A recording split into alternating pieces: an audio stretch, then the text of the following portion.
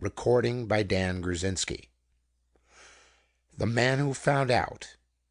A Nightmare. By Algernon Blackwood. 1. Professor Mark Ebor, the scientist, led a double life, and the only persons who knew it were his assistant, Dr. Laidlaw, and his publishers. But a double life need not always be a bad one, and as Dr. Laidlaw and the gratified publishers well knew, the parallel lives of this particular man were equally good, and indefinitely produced would certainly have ended in a heaven somewhere that can suitably contain such strangely opposite characteristics as his remarkable personality combined. For Mark Ebor, FRS, etc., etc., was that unique combination hardly ever met with in actual life. A man of science and a mystic. As the first, his name stood in the gallery of the great, and as the second, but there came the mystery, for under the pseudonym of Pilgrim, the author of that brilliant series of books that appealed to so many, his identity was as well concealed as that of the anonymous writer of the weather reports in a daily newspaper. Thousands read the sanguine, optimistic, stimulating little books that issued annually from the pen of Pilgrim, and thousands bore their daily burdens better for having read, while the press generally agreed that the author, besides being an incorrigible enthusiast and optimist, was also a woman. But no one ever succeeded in penetrating the veil of anonymity and discovering that Pilgrim and the biologist were one and the same person. Mark Ebor, as Dr. Laidlaw knew him in his laboratory, was one man, but Mark Ebor, as he sometimes saw him after work was over, with rapt eyes and ecstatic face, discussing the possibilities of union with God and the future of the human race, was quite another. "I have always held, as you know," he was saying one evening, as he sat in a little study beyond the laboratory with his assistant and intimate, "that vision should play a large part in the life of the awakened man, not to be regarded as infallible, of course, but to be observed and made use of as a guidepost to possibilities."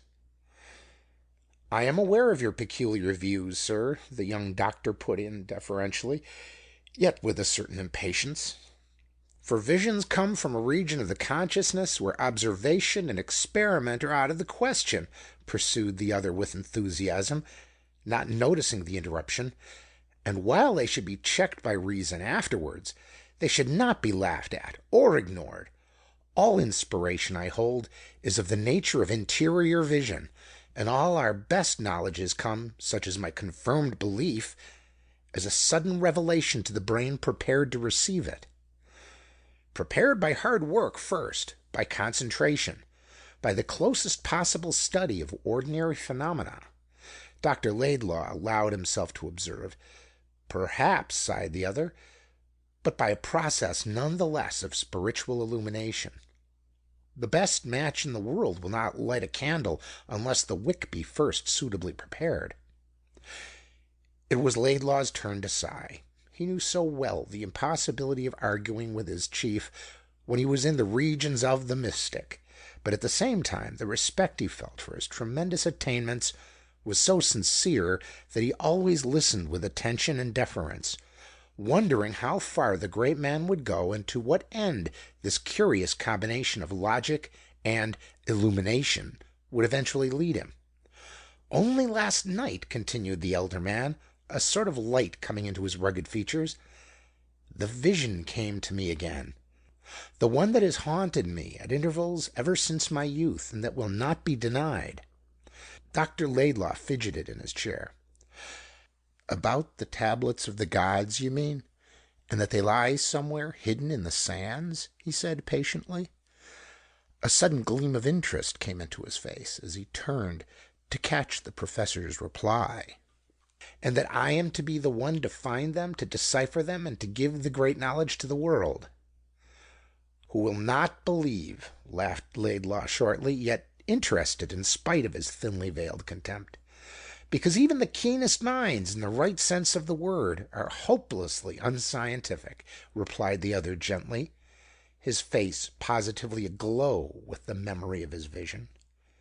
"Yet what is more likely," he continued after a moment's pause, peering into space with rapt eyes that saw things too wonderful for exact language to describe, "than that there should have been given to man in the first ages of the world some record of the purpose and problem that had been set him to solve?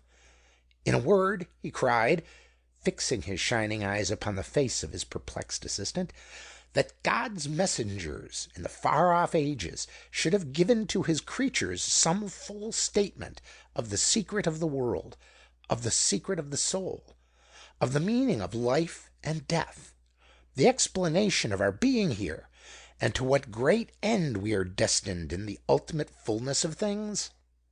Dr. Laidlaw sat speechless. These outbursts of mystical enthusiasm he had witnessed before. With any other man he would not have listened to a single sentence.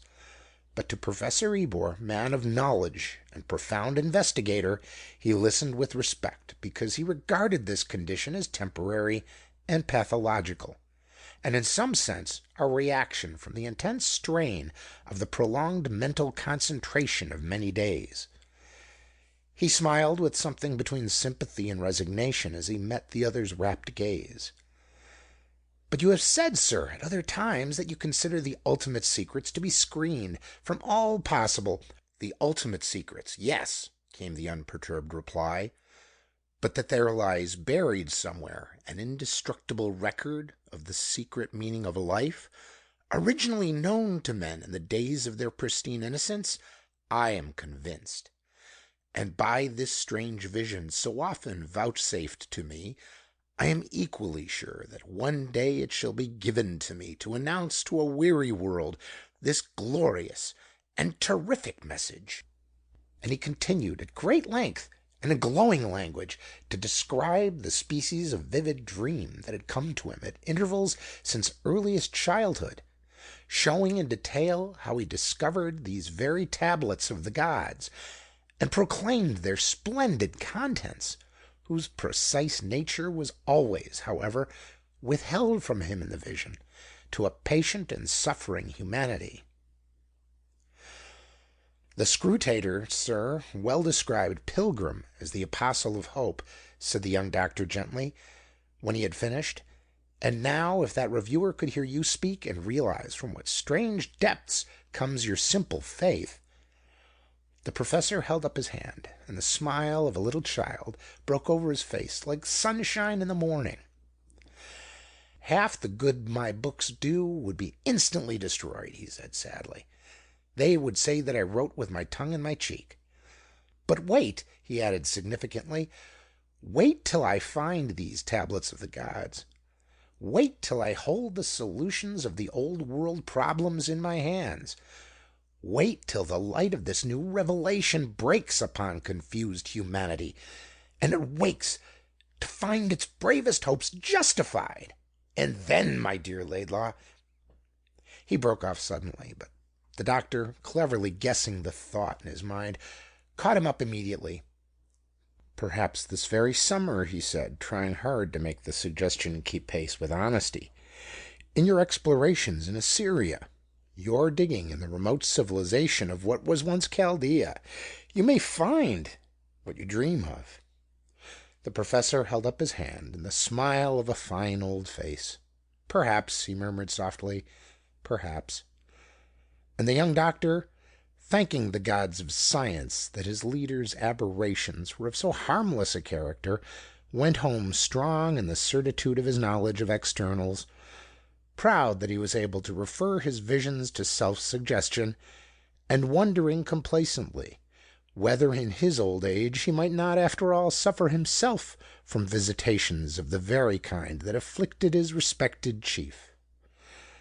And as he got into bed and thought again of his master's rugged face and finely shaped head and the deep lines traced by years of work and self-discipline, he turned over on his pillow and fell asleep, with a sigh that was half of wonder, half of regret.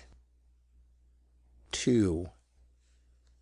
It was in February, 9 months later, when Dr. Laidlaw made his way to Charing Cross to meet his chief after his long absence of travel and exploration. The vision about the so-called tablets of the gods had meanwhile passed almost entirely from his memory. There were few people in the train, for the stream of traffic was now running the other way, and he had no difficulty in finding the man he had come to meet. The shock of white hair beneath the low-crowned felt hat was alone enough to distinguish him by easily. "Here I am at last!" exclaimed the professor, somewhat wearily, clasping his friend's hand as he listened to the young doctor's warm greetings and questions. "Here I am, a little older and much dirtier than when you last saw me." He glanced down laughingly at his travel-stained garments.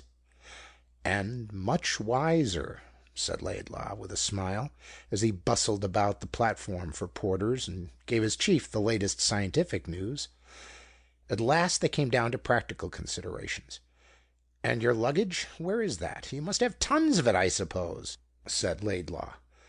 "Hardly anything," Professor Ebor answered. "Nothing, in fact, but what you see." "Nothing but this handbag?" laughed the other, thinking he was joking. "And a small portmanteau in the van," was the quiet reply. "I have no other luggage."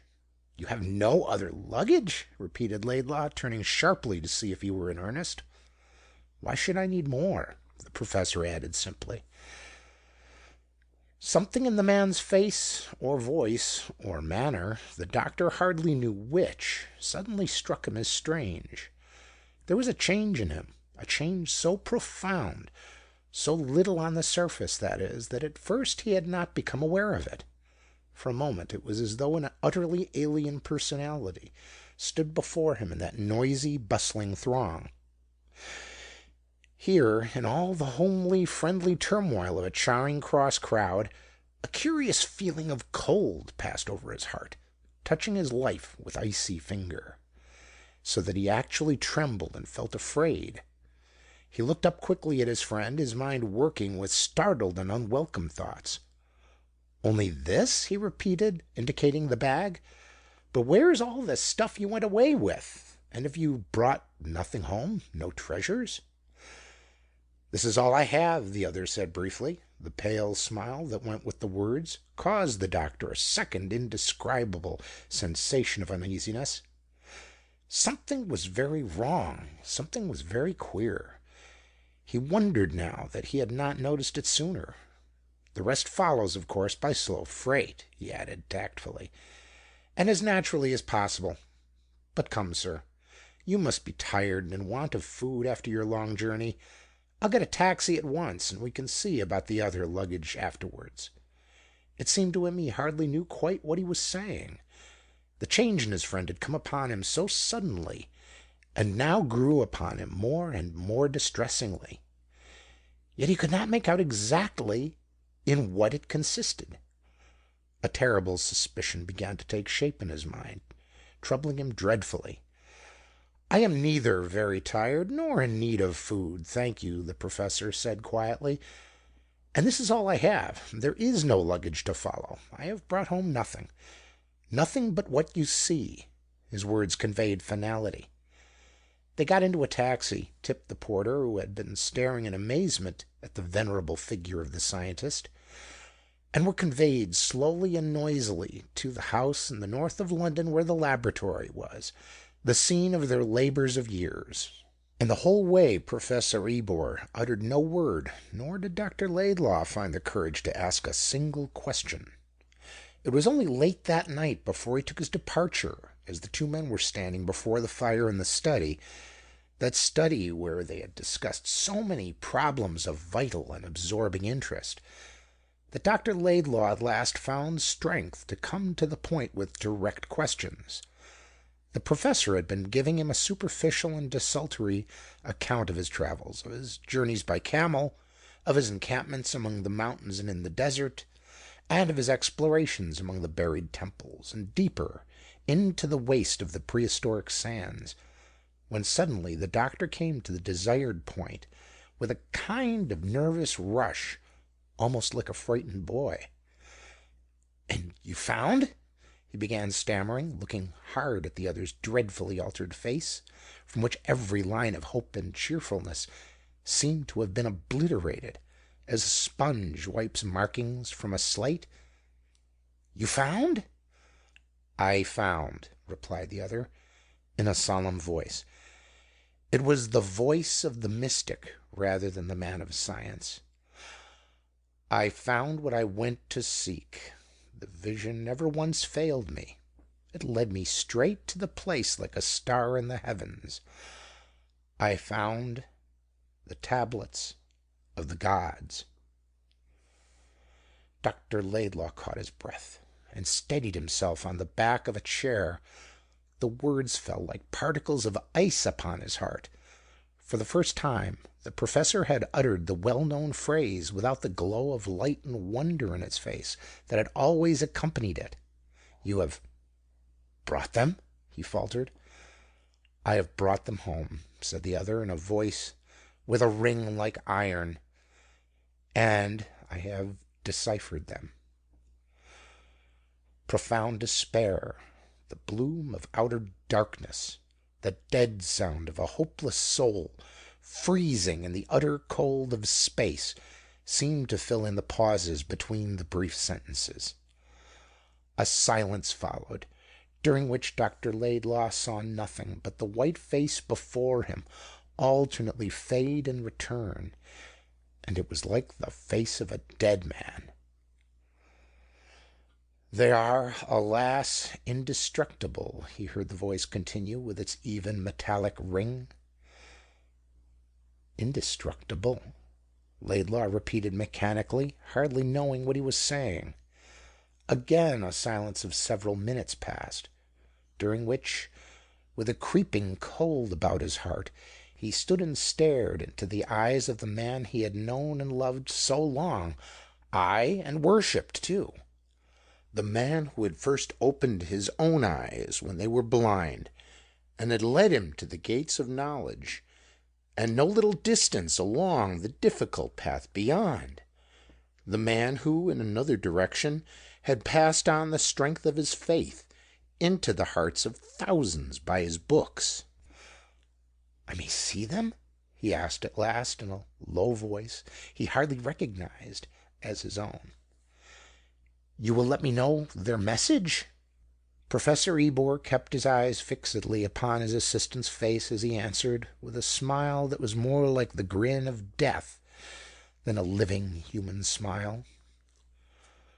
"When I am gone," he whispered, "when I have passed away, then you shall find them, and read the translation I have made.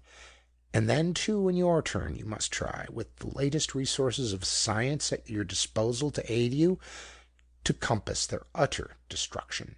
He paused a moment, and his face grew pale as the face of a corpse. "Until that time," he added presently, without looking up, "I must ask you not to refer to the subject again, and to keep my confidence meanwhile. Absolutely." 3. A year passed slowly by, and at the end of it Dr. Laidlaw had found it necessary to sever his working connection with his friend and one-time leader. Professor Ebor was no longer the same man. The light had gone out of his life. The laboratory was closed. He no longer put pen to paper or applied his mind to a single problem. In the short space of a few months he had passed from a hale and hearty man of late middle life to the condition of old age, a man collapsed and on the edge of dissolution. Death, it was plain, lay waiting for him in the shadows of any day, and he knew it. To describe faithfully the nature of this profound alteration in his character and temperament is not easy, but Dr. Laidlaw summed it up to himself in 3 words: loss of hope. The splendid mental powers remained indeed undimmed, but the incentive to use them for the help of others, had gone. The character still held to its fine and unselfish habits of years, but the far goal to which they had been the leading strings had faded away. The desire for knowledge for its own sake, had died. and the passionate hope which hitherto had animated with tireless energy the heart and brain of this splendidly equipped intellect, had suffered total eclipse. The central fires had gone out. Nothing was worth doing, thinking, working for. There was nothing to work for any longer. The professor's first step was to recall as many of his books as possible. His second, to close his laboratory and stop all research. He gave no explanation. He invited no questions. His whole personality crumbled away, so to speak, till his daily life became a mere mechanical process of clothing the body, feeding the body, keeping it in good health so to avoid physical discomfort, and above all, doing nothing that could interfere with sleep. The professor did everything he could to lengthen the hours of sleep, and therefore of forgetfulness. It was all clear enough to Dr. Laidlaw. A weaker man, he knew, would have sought to lose himself in one form or another of sensual indulgence, sleeping draughts, drink, the first pleasures that come to hand. Self-destruction would have been the method of a little bolder type, and deliberate evil-doing, poisoning with his awful knowledge all he could, the means of still another kind of man. Mark Ebor was none of these. He held himself under fine control, facing silently and without complaint the terrible facts he honestly believed himself to have been unfortunate enough to discover. Even to his intimate friend and assistant, Dr. Laidlaw, he vouchsafed no word of true explanation or lament. He went straight forward to the end, knowing well that the end was not very far away. And death came very quietly one day to him, as he was sitting in the armchair of the study, directly facing the doors of the laboratory, the doors that no longer opened. Dr. Laidlaw, by happy chance, was with him at the time, and just able to reach his side in response to the sudden painful efforts for breath. Just in time, too, to catch the murmured words that fell from the pallid lips like a message from the other side of the grave. "Read them, if you must, and if you can, destroy. But," his voice sank so low that Dr. Laidlaw only just caught the dying syllables, "but never, never give them to the world."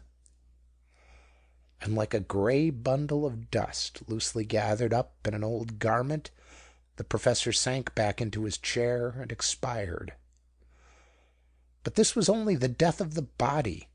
His spirit had died 2 years before. 4. The estate of the dead man was small and uncomplicated, and Dr. Laidlaw, as sole executor and residuary legatee, had no difficulty in settling it up. A month after the funeral he was sitting alone in his upstairs library, the last sad duties completed, and his mind full of poignant memories and regrets for the loss of a friend he had revered and loved, and to whom his debt was so incalculably great. The last 2 years, indeed, had been for him terrible, to watch the swift decay of the greatest combination of heart and brain he had ever known, and to realize he was powerless to help was a source of profound grief to him that would remain to the end of his days. At the same time, an insatiable curiosity possessed him. The study of dementia was, of course, outside his special province as a specialist, but he knew enough of it to understand how small a matter might be the actual cause of how great an illusion, and he had been devoured from the very beginning by a ceaseless and increasing anxiety to know what the professor had found in the sands of Chaldea, what these precious tablets of the gods might be, and particularly, for this was the real cause that had sapped the man's sanity and hope, what the inscription was that he had believed to have deciphered thereon. The curious feature of it all to his own mind was that, whereas his friend had dreamed of finding a message of glorious hope and comfort, he had apparently found, so far as he had found anything intelligible at all, and not invented the whole thing in his dementia, that the secret of the world and the meaning of life and death was of so terrible a nature that it robbed the heart of courage and the soul of hope. What, then, could be the contents of the little brown parcel the professor had bequeathed to him with his pregnant, dying sentences? Actually, his hand was trembling as he turned to the writing table and began slowly to unfasten a small, old-fashioned desk on which the small gilt initials M.E. stood forth as a melancholy memento. He put the key into the lock and half-turned it. Then suddenly he stopped and looked about him. Was that a sound at the back of the room? It was just as though someone had laughed and then tried to smother the laugh with a cough. A slight shiver ran over him as he stood listening. "This is absurd," he said aloud. "Too absurd for belief that I should be so nervous. It's the effect of curiosity unduly prolonged."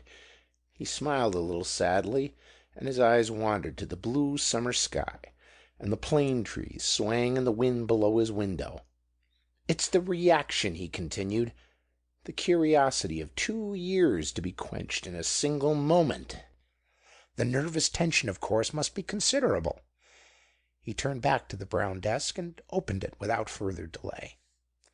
His hand was firm now, and he took out the paper parcel that lay inside without a tremor. It was heavy. A moment later there lay on the table before him a couple of weather-worn plaques of gray stone.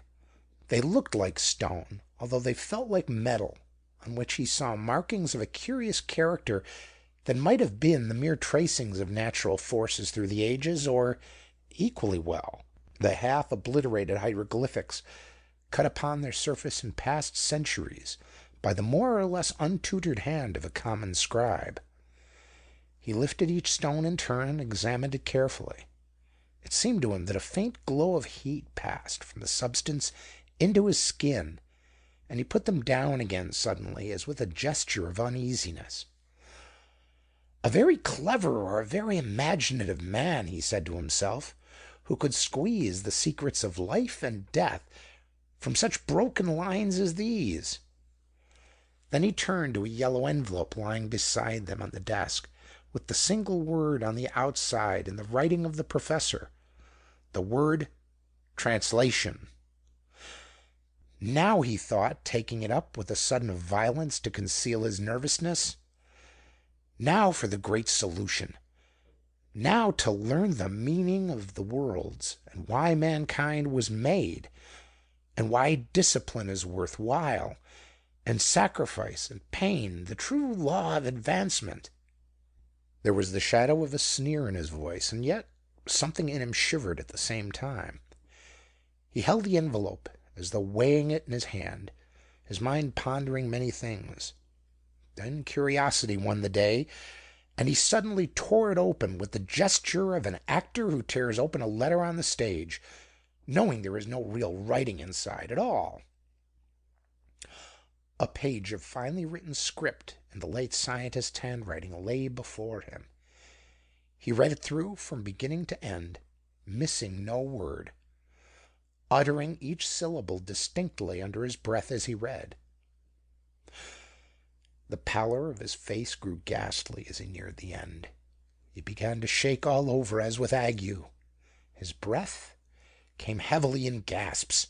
He still gripped the sheet of paper, however, and deliberately, as by an intense effort of will, read it through a second time from beginning to end. And this time, as the last syllable dropped from his lips, the whole face of the man flamed with a sudden and terrible anger. His skin became deep red, and he clenched his teeth. With all the strength of his vigorous soul, he was struggling to keep control of himself. For perhaps 5 minutes he stood there, beside the table, without stirring a muscle.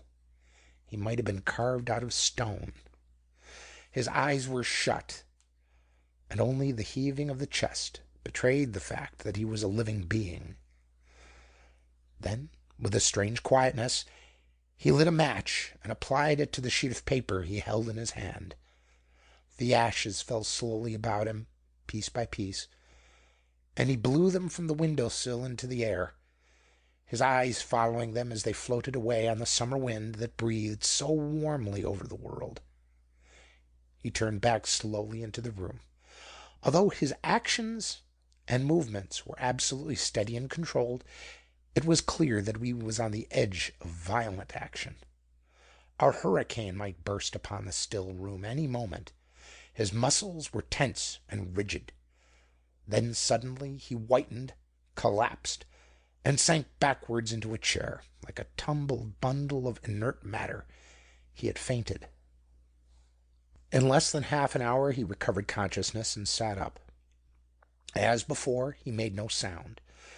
Not a syllable passed his lips. He rose quietly and looked about the room. Then he did a curious thing.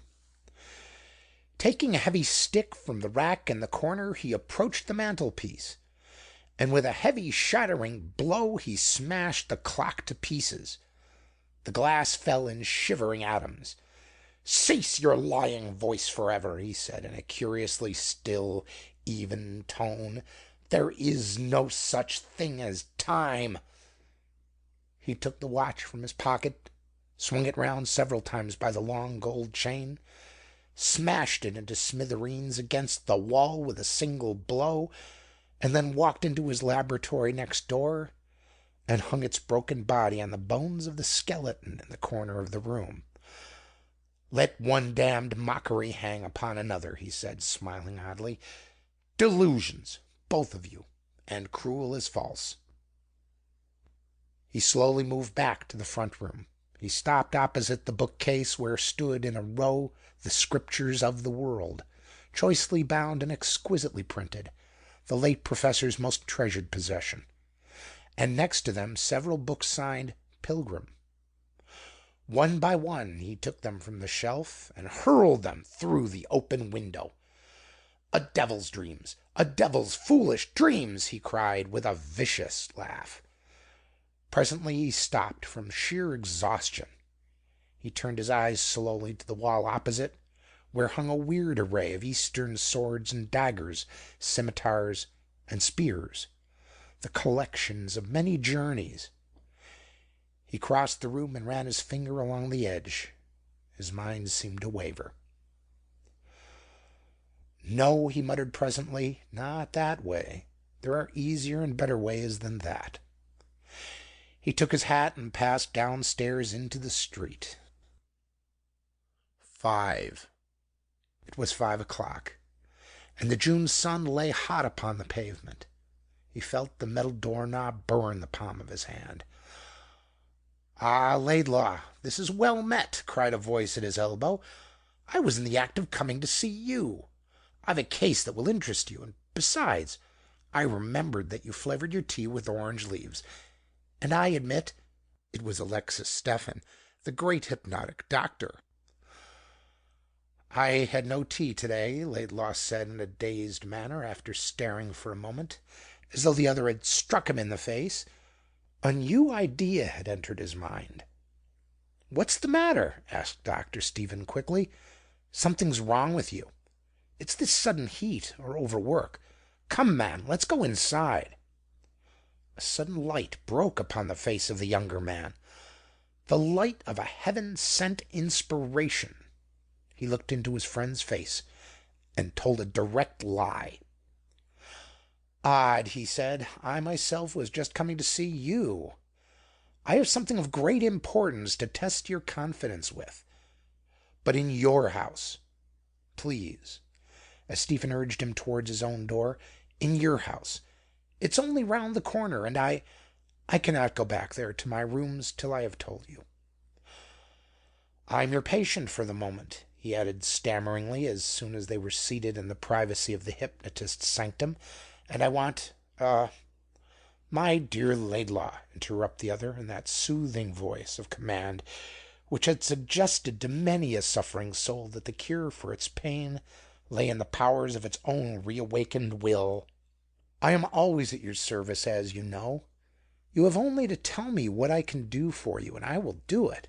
He showed every desire to help him out. His manner was indescribably tactful and direct. Dr. Laidlaw looked up into his face. I surrender my will to you, he said, already calmed by the other's healing presence. And I want you to treat me hypnotically, and at once. I want you to suggest to me, his voice became very tense, that I shall forget till I die, everything that has occurred to me during the last 2 hours. Till I die, mind, he added with solemn emphasis. Till I die. He floundered and stammered like a frightened boy. Alexis Stephen looked at him fixedly without speaking. And further, Laidlaw continued, I want you to ask me no questions. I wish to forget forever something I have recently discovered, something so terrible and yet so obvious that I can hardly understand why it is not patent to every mind in the world. For I have had a moment of absolute clear vision, of merciless clairvoyance. But I want no one else in the whole world to know what it is, least of all, old friend, yourself. He talked in utter confusion, and hardly knew what he was saying, but the pain on his face and the anguish in his voice were an instant passport to the other's heart. Nothing is easier, replied Dr. Stephen, after a hesitation so slight that the other probably did not even notice it. Come into my other room where we shall not be disturbed. I can heal you. Your memory of the last 2 hours shall be wiped out as though it had never been. You can trust me absolutely. I know I can, Laidlaw said simply as he followed him in. 6. An hour later, they passed back into the front room again. The sun was already behind the houses opposite, and the shadows began to gather. I went off easily, Laidlaw asked. You were a little obstinate at first, but though you came in like a lion, you went out like a lamb. I let you sleep a bit afterwards. Dr. Stephen kept his eyes rather steadily upon his friend's face. What were you doing by the fire before you came here? He asked, pausing in a casual tone as he lit a cigarette and handed the case to his patient. I? Let me see. Oh, I know. I was worrying my way through poor old Ebor's papers and things. I'm his executor, you know. Then I got weary and came out for a whiff of air. He spoke lightly and with perfect naturalness. Obviously, he was telling the truth. I prefer specimens to papers, he laughed cheerily. I know, said Dr. Stephen, holding a lighted match for the cigarette. His face wore an expression of content. The experiment had been a complete success. The memory of the last 2 hours was wiped out utterly. Laidlaw was already chatting gaily and easily about a dozen other things that interested him. Together they went out into the street, and at his door Dr. Stephen left him with a joke and a wry face that made his friend laugh heartily. Don't dine on the professor's old papers by mistake, he cried as he vanished down the street. Dr. Laidlaw went up to his study at the top of the house. Halfway down he met his housekeeper, Mrs. Fewings. She was flustered and excited, and her face was very red and perspiring. There have been burglars here, she cried excitedly, or something funny. All your things is just anyhow, sir. I found everything all about everywhere. She was very confused. In this orderly and very precise establishment, it was unusual to find a thing out of place. Oh, my specimens! Cried the doctor, dashing up the rest of the stairs at top speed. Have they been touched, or... He flew to the door of the laboratory. Mrs. Fewings panted up heavily behind him. The laboratory ain't been touched, she explained breathlessly, but they smashed the library clock, and they've hung your gold watch, sir, on the Skellington's hands. And the books that weren't no value they flung out of the window, just like so much rubbish. They must have been wild drunk, Dr. Laidlaw, sir. The young scientist made a hurried examination of the rooms. Nothing of value was missing. He began to wonder what kind of burglars they were. He looked up sharply at Mrs. Fewings standing in the doorway. For a moment he seemed to cast about in his mind for something. Odd, he said at length. I only left here an hour ago, and everything was all right then. Was it, sir? Yes, sir. She glanced sharply at him. Her room looked out upon the courtyard, and she must have seen the books come crashing down, and also have heard her master leave the house a few minutes later. "And what's this rubbish the brutes have left?" he cried, taking up two slabs of worn grey stone on the writing table. "Bath brick or something, I do declare."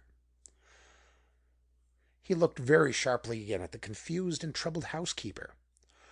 "Throw them on the dust heap, Mrs. Fewings, and let me know if anything is missing in the house, and I will notify the police this evening."